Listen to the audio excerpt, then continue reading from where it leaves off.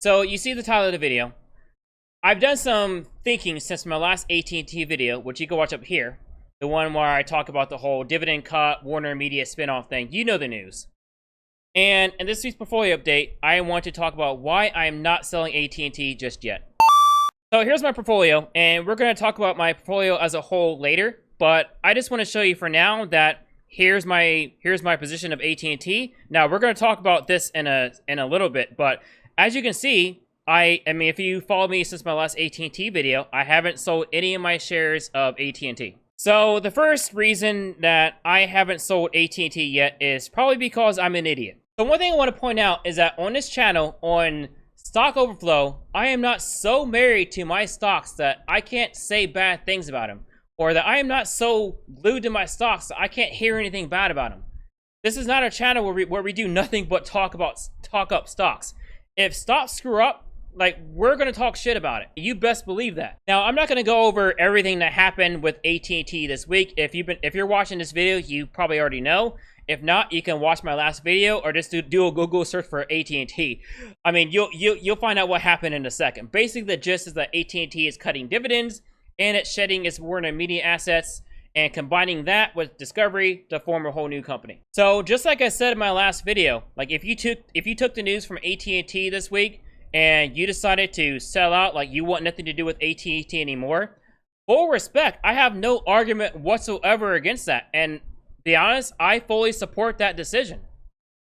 And as a matter of fact, maybe down the road, I might do the same thing. Like the thought had not left my mind. And in my non-financial advisor opinion, the way AT&T went about it, I felt was pretty dirty. And not only that, but they did change the fundamentals of the business. So if you decided to pull out of AT&T and sell AT&T and you don't want anything to do with them, you have my full support and respect. And despite me having said all that, I'm still holding on for the time being. So yes, I might be an idiot. I am not making this video to try to convince anyone of anything. I'm just giving my personal reasons as to why I'm holding on to the stock for now. Now, the second, more immediate reason is that, I mean, right now the stock is down. I think we're down maybe 8% or more since a couple of days ago. So right now I'm at a 0.62% loss.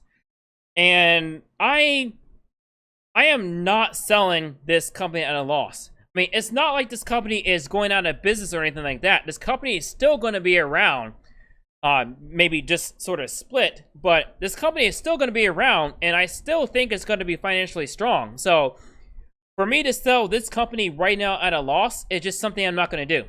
Now, on to one of the first real reasons, and this is what I've been thinking about for a while. So why did I buy AT&T?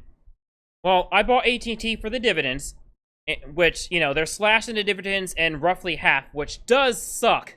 I mean, I'm not going to deny that.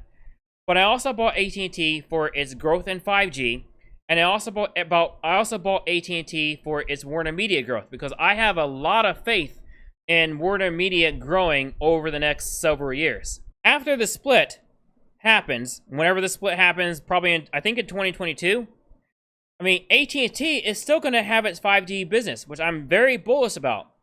Like, it's still going to have its 5G business, which is, you know, I mean, you read the news, it's doing better and better. Since it won that C-band auction, it could potentially have the second best wireless network in the country. Now, that is, I mean, that is something to boast about. And I'm still going to have that in 2022, even after the split. That's fine. Also, due to the split, AT&T is going to lose a bunch of debt. So, although the dividend will be slashed in half, which is terrible, I mean, it will become a safer dividend. This is just my opinion, but I really wish AT&T didn't spin off WarnerMedia in the first place. I know there are a lot of, I know there are a lot of shareholders who really hated AT&T buying WarnerMedia, but I thought it was a very attractive part of the company. Now, having said that, I mean, when AT&T splits WarnerMedia off, like, shareholders are still going to own this new company. And this new company, I think, is going to be even better once it combines with Discovery. So I'm still owning the 5G part, and I'm still owning WarnerMedia. I mean, albeit through this new company that Discovery and WarnerMedia is going to become. And from a customer standpoint, someone who who buys whatever product this is going to turn out to be, like, this is a lot of content for a customer to have, and I think this is going to really contend with the likes of Netflix and Disney down the road. I mean, we're talking now. Now this is just estimates, but we're talking 52 billion in expected revenue in 2023. And we're talking 14 million in adjusted EBITDA in the same year. Like, that's pretty good. Now, granted, this new company is going to start out with 50 billion in debt, but other than that, like, I got to say, I'm pretty excited for this new company. And I got to say, for a, from a non-shareholder, from a company standpoint, from an AT&T company standpoint or whatnot, like, this is probably a long-term smart move. Like, it'll be like, for stockholders will have a smaller but safer dividend, and AT&T will be will be able to focus on one thing, on what it does best, which is wireless, which is wireless and 5G. And then this new company will also be free to focus on one thing that it does best, which is media. So I gotta say that although I will agree with anyone who sells out of AT&T that the way this company did it and all that, yeah, it was pretty dirty, and I am mad about the dividends. But I mean, and this is personal opinion, that I'm also kind of excited about the new companies. I know it's bad, right? But I'm kind of excited. So as far as what I'm doing with my shares right now, so right now I'm going to hold. Now that could change in the future as more information gets put out. But right now I'm going to hold. Now, I'm not going to buy any more just yet, but if it drops by a bunch, like if it goes like $26 or $25 or even lower than that, I may start trickling in some new shares. Now, having said everything I just said, I am not opposed at all to selling my shares, partially or all my shares, if I had to. So I am using this opportunity to make a tiny bit of money, and also to, learn the mechanics of, selling covered calls. And that's what this thing right here is for. Earlier this week, I sold my very first covered call. I made a whole $2.81, but I mean, is this the best strategy? Is this the best, covered call writing strategy in the universe? Absolutely not. But right now, I'm just getting my feet wet with this whole process.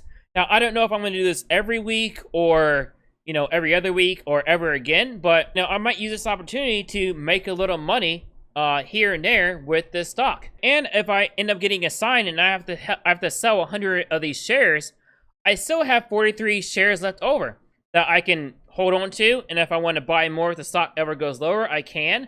And I can deploy the gains I get from selling my shares into another stock. So that's my strategy with AT&T for the time being. If you're just here for the AT&T news, that's it. So take care, have a great day, and eat your vegetables. Now for everyone else, let's go into the weekly portfolio update.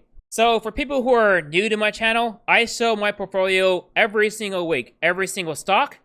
You'll see every stock I own, how it's doing right now, how it's doing overall, and if I have any notes about any particular stock, then we'll talk about it.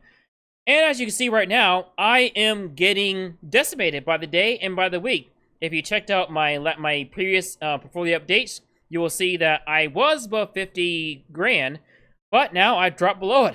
Cisco actually has earnings today. Actually, right now, I'm filming this on Wednesday evening. You'll be seeing this either Wednesday evening or Thursday morning.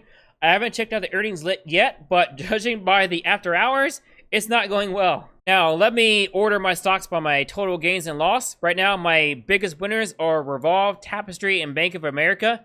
Now, as far as Bank of America goes, that was a position I was thinking of selling out of, at least, and I partially did in order to buy more Verizon, strictly because, I'm getting a lot of gains, and Bank of America is, well, in my personal opinion, banks are very boring stocks, and I don't know, I'm not very excited about this position anymore. I mean, despite me having major gains, so I don't know, I might hold on for a little bit, but, as my shares go long, I might continue further selling out of this position if I find anything else I want to buy. As far as biggest losers right now, as of right now, it's AT&T, ARC, and Hyliion. Hyliion is a spec play, and so I have no intention of adding any more shares.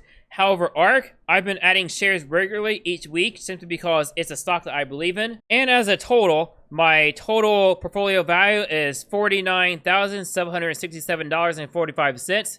And right now, as a total, I am at 30.78%. But anyways, take care, have a great day, and eat your vegetables.